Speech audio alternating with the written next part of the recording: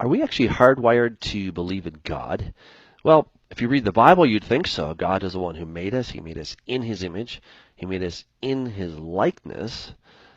In fact, I would argue, yeah, we are. We have to have a connection with God. Well, the fun part is that it seems to be that science is maybe catching up with that. According to a new article on how stuff works, science.com or science.howstuffworks.com, they have the article, Is the Brain Hardwired for Religion? This is by Molly Edmonds. She says, it started out as an ordinary day for Saul back in AD 36. He wanted to murder disciples of a man who claimed to be the Messiah, and he was on his way to Damascus to do so. Then on the way to Damascus, a light flashed all around Saul. He fell to the ground and heard a voice that claimed to be Jesus Christ. The voice told him to continue to the town, a task likely made no easier by the blindness Saul experienced when he got up. Saul remained blind for 3 days until a disciple named Ananias laid hands on him. Saul's sight was restored and immediately became baptized. After his experience, Saul became a powerful preacher for Jesus. Today he's better known as St. Paul. Paul's story is interesting, not just to biblical scholars, but to neuroscientists as well. Some scientists claim that the account of this conversion, found in the book of Acts, contains enough evidence to diagnose Paul with temporal lobe epilepsy. The flash of light, the voices, and the fall to the ground are the evidence of a seizure, according to the neuroscientists, with the blindness a result of the postical state that follows a seizure, source Brosen and Brewer. While most doctors agree that it's impossible to diagnose epilepsy definitively in someone who lived so long ago, Paul would join some other religious figures reputed to have brain disorders, including Moses and St. Teresa of Avila. The link between epilepsy and the Lord doesn't end with that list, though. In one study, researchers examined how certain words affected those with epilepsy compared to those without. The words were divided into 3 groups: neutral words like table, erotic words such as sex, and religious words such as God. In those without epilepsy, erotic words produced the biggest change in body chemistry, but in people with epilepsy, religious words created the biggest emotional effect. Sexual words had a much lower response. Like the story of Paul, the study seems to suggest that the temporal lobe has something to do with religious feeling. These examples represent the intersection of science and religion, a field currently known as neurotheology. The goal of neurotheology is to determine what happens in the brain during a religious experience. Obviously, the field can be a bit more controversial. Those with deeply spiritual beliefs about the connection between a person and his or her maker aren't thrilled about reducing religion to something happening in the brain.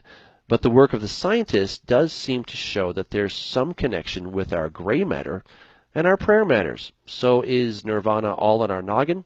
Are we simply responding to brain findings when we drag ourselves out of bed on Sunday morning? Read on to find out what God might be doing in your brain. Now, this is, of course, very interesting stuff. Now, as a Bible believer, I do believe that there is a transcendent God, that He is outside of my brain. He doesn't simply reside in the gray matter of my brain, and yet I know that God is the one who actually made the gray matter of my brain. So let's go on and see what they have to say. The brain during religious experiences. Because of the work connecting temporal lobe epilepsy and spiritual experiences, scientists previously believed that the temporal lobe was the only part of the brain involved in religious feelings. Recent imaging studies, however, have shown that many parts of the brain are activated during a religious experience. At the forefront of these imaging studies is Andrew Newberg, a doctor at the University of Pennsylvania. Newberg used single photon emission computed tomography, or SPECT, imaging to take pictures of the brain during religious activity. SPECT provides a picture of blood flow in the brain at a given moment, so more blood flow indicates more activity. One of Newberg's studies examined the brains of Tibetan Buddhist monks as they meditated. The monks indicated to Newberg that they were beginning to enter a meditative state by pulling on a piece of string. At that moment, Newberg injected radioactive dye via an intravenous line and imaged the brain. Newberg found increased activity in the frontal lobe, which deals with concentration. The monks obviously were concentrating on the activity. But Newberg also found an immense decrease of activity in the parietal lobe. The parietal lobe, among other things, orients a person in a three-dimensional space. This lobe helps you look around to determine that you're 15 feet away from a bathroom, 6 feet away from a door, and so on. Newberg hypothesizes that the decreased activity in the brains of the meditating monks indicates that they lose their ability to differentiate where they end and something else begins.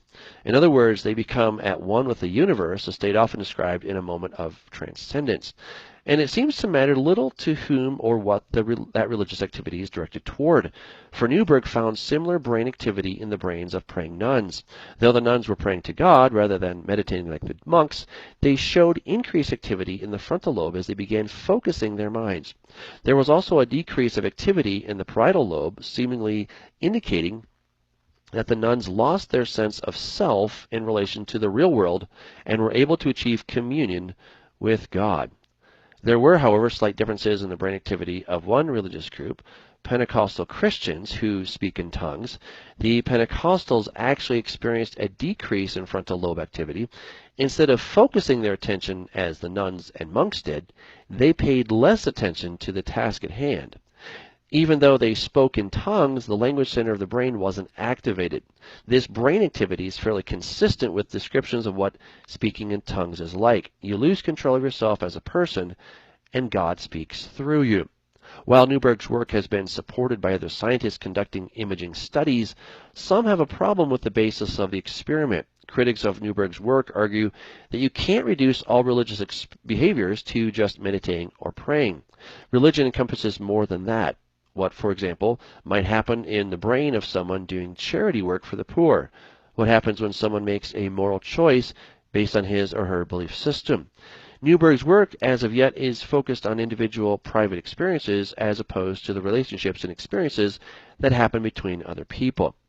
Others are more concerned with the implications of the study. If religion is just an activation of certain parts of the brain, does that mean God or any higher power is just in our heads? That's not necessarily what scientists are trying to prove or disprove. After all, if we are wired to believe in God, then it's not a far leap to believe that God is the one who wired humans that way.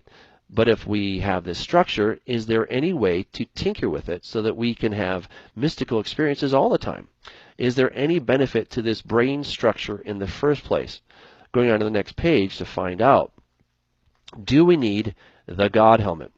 As we believe more about what happens in the brain during a religious experience, is it possible that we'll ever be able to create them ourselves?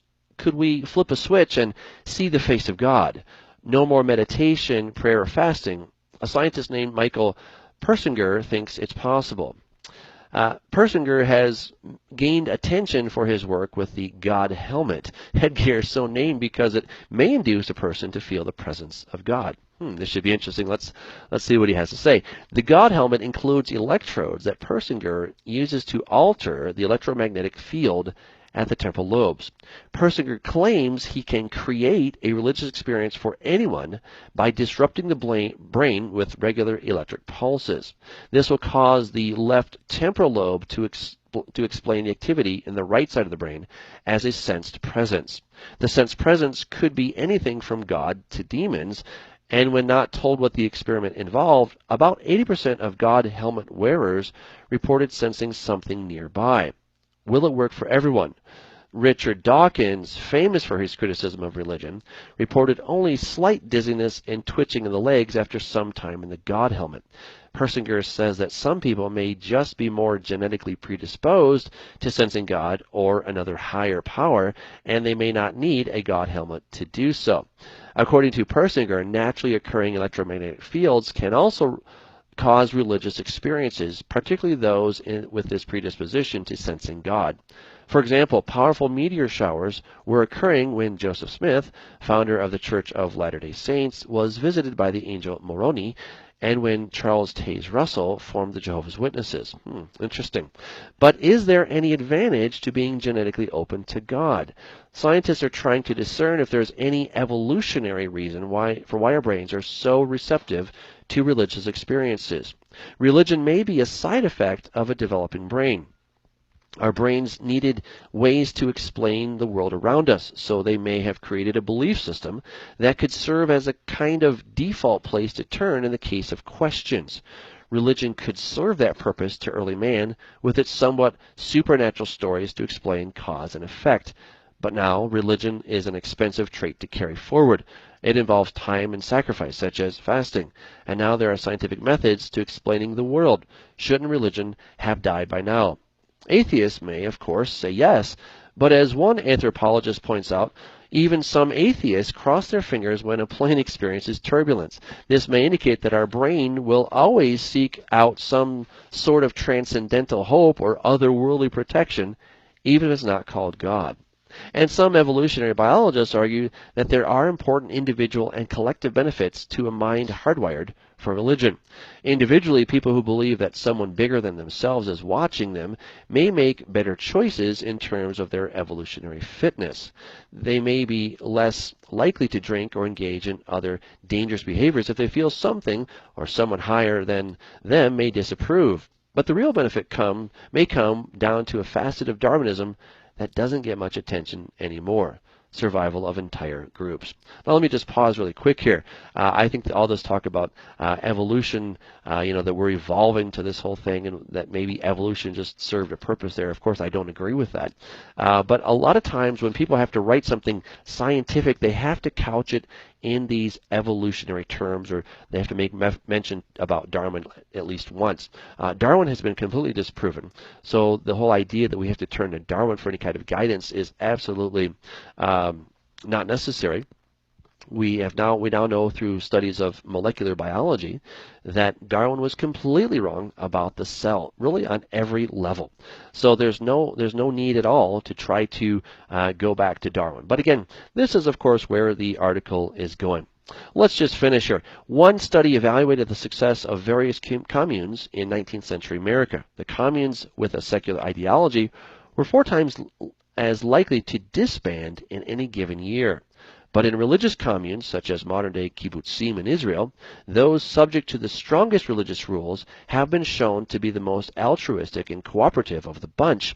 In tests that examine an individual's generosity when the entire group is at stake, those living in these types of communities of faith are more likely to pool resources, which promotes the survival of the collective. Religion, in that sense, is a way for people to work together to have an interest in an entire group's survival due to shared beliefs. While scientists in the field of neurotheology may continue to examine these types of issues, head on over to the next page for more interesting articles on the brain. Well, again, fascinating stuff. This article does suggest that there is some link between focusing in your frontal lobe, having just that there's more activity going on when people are meditating or they're focusing on God. Interesting, of course, about how the Pentecostals seem to lose that. So very interesting stuff. This article doesn't prove or disprove, but I do believe that we are hardwired for God. God is the one who created us. He made us in His image, in His likeness. And you know what? He just wants to have a relationship with us. It's really that simple. So yes, we are hardwired for God because God wants to have a relationship with us, with me, and with you. God bless.